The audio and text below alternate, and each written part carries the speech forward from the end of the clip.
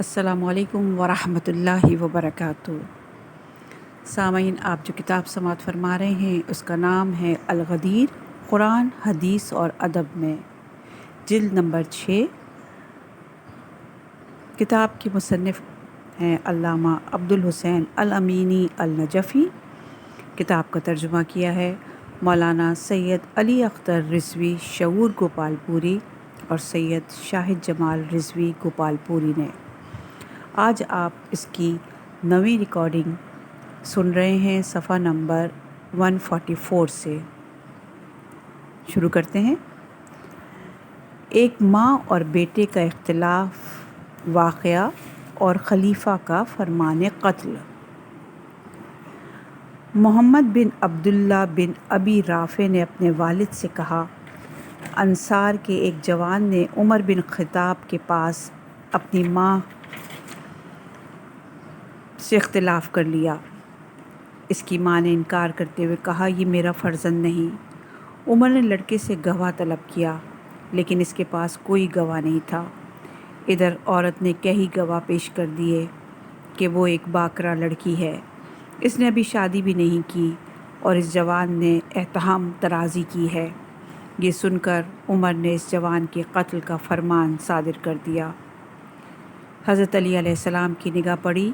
آپ نے اس واقعے کا پوچھا اور حالات سے آگاہی حاصل کی۔ آپ علیہ السلام نے مسجد رسول خدا میں بیٹھ کر عورت سے پوچھا، لیکن اس نے پھر انکار کرتے ہوئے کہا، یہ میرا فرزند نہیں۔ آپ نے جوان سے فرمایا، جس طرح اس عورت نے انکار کیا ہے تم بھی اس کا انکار کر دو۔ جوان نے کہا، اے رسول خدا کہ بھائی، یہ میری ماں ہے۔ حضرت علی علیہ السلام نے فرمایا، پھر بھی انکار کر دو، میں تمہارا باپ اور حسن اور حسین علیہ السلام تمہارے بھائی ہیں۔ جب اس نے انکار کر دیا تو حضرت علی علیہ السلام نے حاضرین مجلس سے فرمایا، تم لوگ گواہ رہنا، میں نے اس جوان کی شادی اس عورت کے ساتھ کر دی ہے۔ اے قمبر، جاؤ اور درہم کی تھیلی لے آؤ۔ قمبر دوڑ کر درہم کی تھیلی لے آئے۔ اس میں 400 درہم موجود تھے۔ اسے عورت کے دامن میں ڈال کر جوان سے فرمایا، اس عورت کا ہاتھ پکڑ کر لے جاؤ۔ دوبارہ ملاقات پر شادی کے آثار نمایاں رہنے چاہیے۔ جیسے ہی اس جوان نے عورت کا ہاتھ پکڑا، وہ چیخنے لگی، اے ابو الحسن، اللہ اللہ، یہ آگ ہے، خدا کی قسم یہ میرا فرزند ہے۔ مفاد کلمات سے خلیفہ کی جہالت۔ عمر بن خطاب نے ایک شخص سے سوال کیا، تم کیسے ہو؟ کہا، میں فتنوں کو پسند کرتا ہوں، حق کو مکروہ سمجھتا ہوں اور نادیدہ چیزوں کی گواہی دیتا ہوں۔ یہ سن کر عمر نے قید کرنے کا حکم دے دیا۔ حضرت علی علیہ السلام نے اسے واپس لانے کی سفارش کی اور فرمایا، وہ مال و فرزند کو پسند کرتا ہے۔ خدا کا ارشاد ہے، بے شک تمہاری اولاد و اموال تمہارے لیے فتنہ ہیں۔ وہ موت سے کراہیت رکھتا ہے اور یہ صحیح ہے، وہ گواہی دیتا ہے محمد اللہ کے رسول ہیں اور اس نے انہیں کبھی نہیں دیکھا۔ عمر نے اسے آزاد کرنے کا حکم دے دیا۔ اور حذیفہ بن یمان سے مروی ہے، انہوں نے عمر بن خطاب سے ملاقات کی۔ عمر نے کہا، اے ابن یمان، کیسے صبح کی؟ انہوں نے کہا، کیا آپ جاننا چاہتے ہیں کہ کیسے صبح کی؟ خدا کی قسم، اس حالت میں صبح ہوئی کہ حق کو مکروہ جانتا ہوں، فتنے کو پسند کرتا ہوں، نادیدہ چیزوں کی گواہی دیتا ہوں، غیر مخلوق کی حفاظت اور بغیر وضو کے نماز ادا کرتا ہوں، اور روئے زمین پر میرے پاس ایسی شے ہے جو آسمان پر خدا کے پاس نہیں۔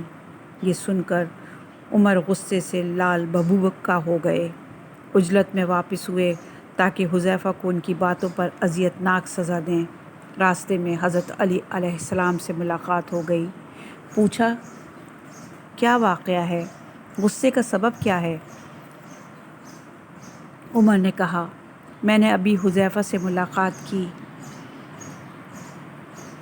صبح کے متعلق سوال کیا تو کہنے لگا میں نے اس حالت میں صبح کی کہ حق کو ناپسند کرتا ہوں۔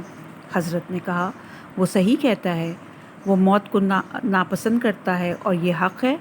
عمر نے کہا وہ کہتا ہے فتنے کو پسند کرتا ہوں۔ حضرت نے فرمایا وہ صحیح کہتا ہے، وہ مال و فرزند کو پسند کرتا ہے۔ خدا کا ارشاد ہے مال و اولاد فتنہ ہے۔ وہ کہتا ہے نادیدہ چیزوں کی گواہی دیتا ہوں۔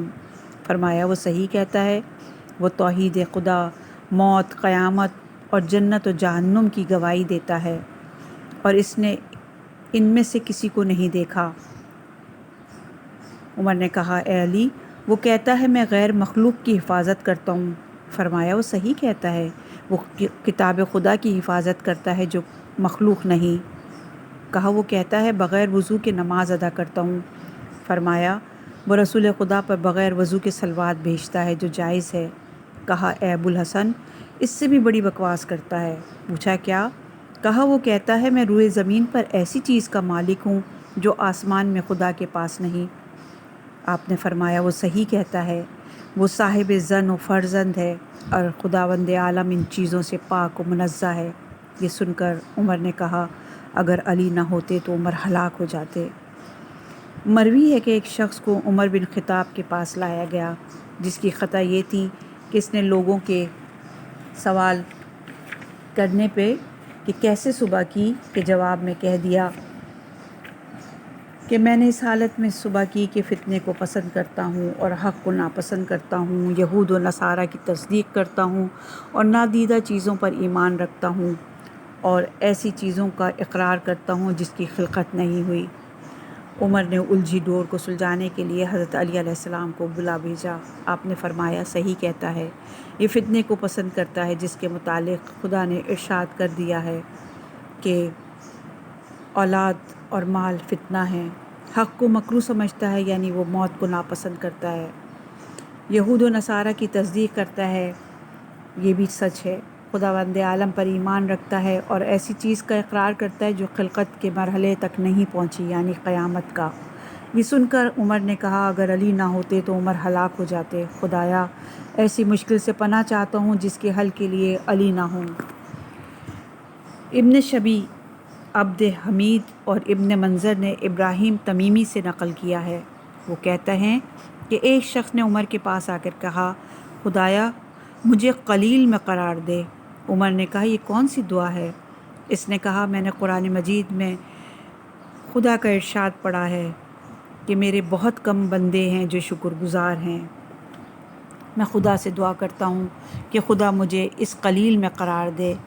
یہ سن کر عمر نے کہا تم لوگ عمر سے زیادہ فقیہ ہو۔ یہ سن کر عمر نے کہا تمام لوگ عمر سے زیادہ فقیہ ہیں۔ قرطبی کے الفاظ ہیں اے عمر ہر شخص تم سے زیادہ عالم ہے۔ زعفشری کی تعبیر ہے کہ تمام لوگ عمر سے زیادہ دانا ہیں۔ ایک عورت عمر بن خطاب کے پاس آ کر کہنے لگی اے مسلمانوں کے امیر، میرا شوہر دن میں روزے رکھتا ہے اور راتیں عبادتوں میں بسر کرتا ہے۔ عمر نے اس عورت سے کہا تمہارا شوہر لائق ستائش ایمان کا حامل ہے۔ اسی مجلس میں کعب نامی ایک شخص بیٹھا تھا۔ وہ بولا اے امیر المومنین، یہ عورت اپنے شوہر کی بے رخی اور عدم مباشرات کی شکایت کر رہی ہے۔ عمر نے کہا جب تم ان کی بات سے واقف ہو تو ان کے درمیان قضاوت کیوں نہیں کرتے؟ کعب نے اس کے شوہر کو بلا کر کہا یہ عورت تمہاری شکایت کر رہی ہے۔ اس نے کہا کیا یہ خوراک و پوشاک کی شکایت کر رہی ہے؟ کعب نے کہا نہیں، بلکہ تیری بے رخی اور آمیزش سے غفلت کی شکایت کر رہی ہے۔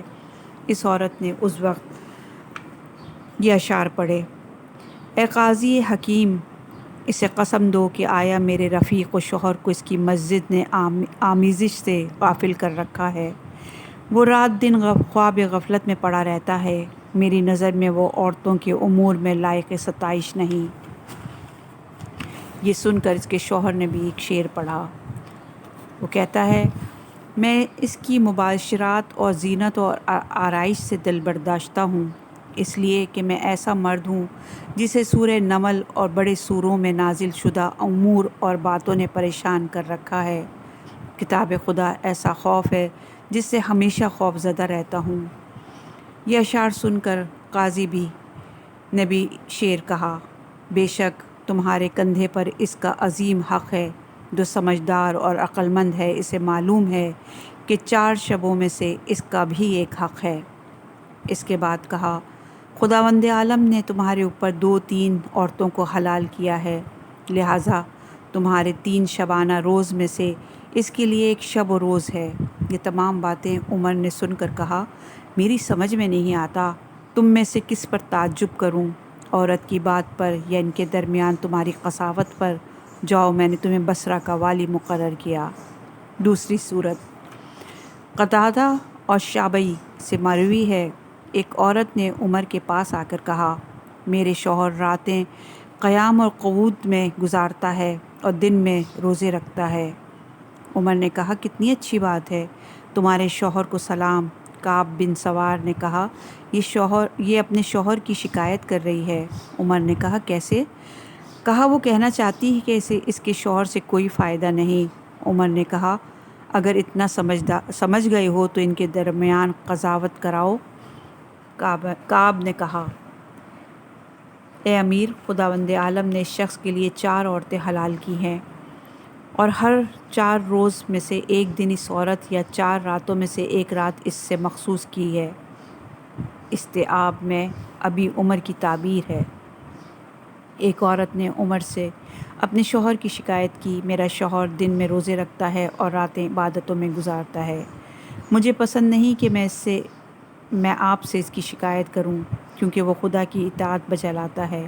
لیکن حضرت عمر اس عورت کی بات سمجھنے سے قاصر رہے۔ دوسری تعبیر، عمر نے کعب بن سوار سے کہا، تم ان کے درمیان فیصلہ کرو کیونکہ تم نے وہ بات سمجھ لی ہے جو میری سمجھ سے باہر ہے۔ ابو عمر کا بیان ہے، یہ مشہور و معروف واقعہ ہے۔ شعبی سے مروی ہے کہ ایک عورت عمر کے قریب آ کر کہنے لگی، اے امیر المومنین، شوہر کے سلسلے میں میری مدد کیجیے، وہ راتوں کو نہیں سوتا اور دن میں روزے رکھتا ہے، وہ رات میں نمازیں پڑھتا ہے۔ عمر نے کہا، تو کیا کہنا چاہتی ہے؟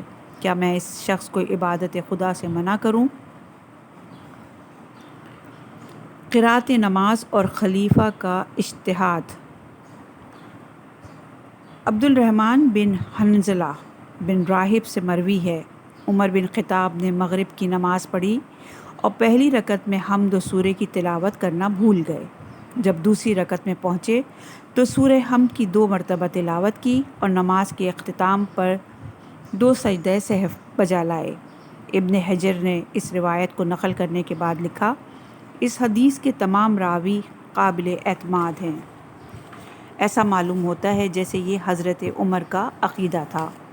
بہیقی کے الفاظ ہیں، عمر بن خطاب نے ہمارے ساتھ نماز ادا کی لیکن پہلی رکعت میں کوئی سورہ نہیں پڑھا، دوسری رکعت میں حمد و سورہ کو 2 مرتبہ پڑھا اور نماز کے بعد 2 سجدہ سہو بجا لائے۔ دوسری عبارت ہے، 2 سجدے کے بعد سلام پڑھا۔ ابی سلمہ بن عبد الرحمن کا بیان ہے، عمر بن خطاب لوگوں کے ہمراہ مغرب کی نماز ادا کر رہے تھے لیکن حمد و سورہ کی تلاوت نہیں کی۔ جب نماز سے فارغ ہوئے تو لوگوں نے کہا، آپ نے قرأت کیوں نہیں کی؟ پوچھا، رکوع و سجود کی کیا کیفیت تھی؟ کہا گیا ٹھیک تھے۔ کہا، ایسی صورت میں کوئی حرج نہیں۔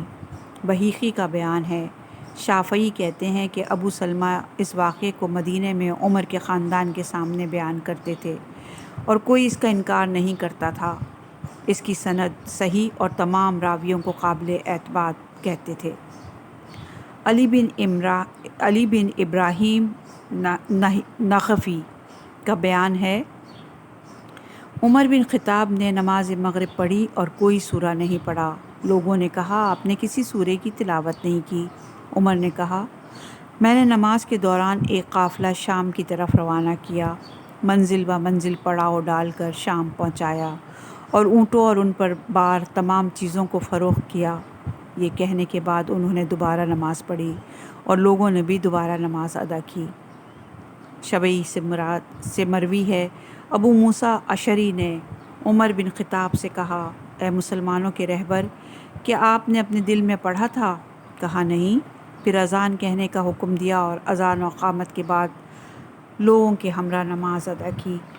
ان واقعات اور تکرار قصہ سے اس بات کا پتہ چلتا ہے کہ خلیفہ محترم نے ان دونوں نمازوں میں مسلم اصل سے استناد کیا ہے۔ چنانچہ ایک مرتبہ پہلی رکعت میں کسی سورے کی قرأت نہیں کی، دوسری رکعت میں اس کی قضا کی اور نماز کے سلام سے پہلے یا بعد میں سجدہ سہو بجا لائے۔ دوسری مرتبہ صرف رکوع و سجود پر اکتفا کیا اور سجدہ سہو بجا لائے، اور ایک مرتبہ صرف احتیاط سے کام لیا۔ اس کا مطلب یہ ہے کہ ان کے خیال میں یہ اعمال باطل تھے، تبھی تو دوبارہ انجام دیا، اور ان کے ساتھ دوسرے لوگوں نے بھی 2 مرتبہ نماز پڑھی۔ کیا یہ خلیفہ محترم کا وقتی اجتہاد ہے یا مسائل میں ان کے پاس کوئی معیار اور ماخذ نہیں تھا، یا ان کے پاس کوئی معیار اور ماخذ نہیں تھا جس کی طرف وہ رجوع کرتے؟ تعجب تو اس ابن حجر پہ ہے جو خلاف قاعدہ مسائل کو بھی مذہب اور عقیدے کا نام دیتے ہیں، اور اسی طرح وہ اپنے عیوب اور نقائص کی پردہ پوشی کرنا چاہتے ہیں۔ اس کے علاوہ اس روایات میں خلیفہ محترم کے خضوع اور خشوع اور حضور قلب کی کیفیت کا بھی پتہ چلتا ہے۔ میراث کے متعلق خلیفہ کا نظریہ۔ مسعود ثقفی کا بیان ہے، میں عمر بن خطاب کے پاس تھا، انہوں نے طرفینی بھائیوں کے میراث میں مادری بھائیوں کو شریک کر لیا تھا۔ ایک شخص نے کہا، یہ کیسا فیصلہ ہے؟ عمر نے پوچھا، کیا کہنا چاہتے ہو؟ کہا، آپ نے مادری بھائیوں کے لیے 3 حصہ قرار دیا اور مادری و پدری بھائیوں کے لیے کچھ بھی نہیں۔ انہوں نے کہا، میں نے اپنی معلومات کے مطابق حکم دیا ہے۔ ایک دوسری روایت کے الفاظ میں، میرا آج کا فیصلہ کل کے فیصلے کی بنیاد پر ہے۔ علامہ امینی فرماتے ہیں، ایسا لگتا ہے جیسے احکام قضا یا خلیفہ کے ذاتی نظریات کے ارد گرد گھومتے رہے ہیں، خواہ شریعت کے مطابق ہوں یا نہ ہوں۔ گویا خلیفہ اپنی خواہش کے مطابق جیسا چاہے حکم دے سکتا ہے۔ اسلام میں کوئی حکم نہیں جس کی پیروی کی جائے، اور کوئی قانون نہیں جو شائع و مشہور ہو۔ یہ اس تصاویب سے بھی بدتر ہے جسے قطعی دلیلوں سے باطل کر دیا جاتا ہے۔ تصویب یعنی مجتہد جو کہے وہ صحیح ہے، چاہے کتاب و سنت اور حکم خدا کے مخالفت ہی کیوں نہ ہو۔ کنیز کی طلاق سے خلیفہ کی نادانی۔ حافظ دار قطنی اور ابن عساکر سے مروی ہے کہ عمر بن خطاب کے پاس 2 افراد آئے اور کنیز کے طلاق کے متعلق سوال کیا۔ یہ وہاں سے اٹھے مسجد میں بیٹھی جمعیت کے قریب آئے۔ ان میں اصلہ نامی شخص بیٹھا تھا۔ عمر نے پوچھا، اے اصلہ، کنیز کے طلاق کے متعلق کیا کہتے ہو؟ اس نے سر بلند کر کے انگشت شہادت اور انگشت میانہ کے درمیان اشارہ کر دیا۔ یہ دیکھ کر عمر نے کہا، 2 طلاق؟ ان میں سے ایک شخص نے کہا، سبحان اللہ، ہم آپ کے پاس مسلمانوں کا رہبر سمجھ کر آئے تھے، لیکن آپ نے اس شخص کے سامنے کھڑے ہو کر سوال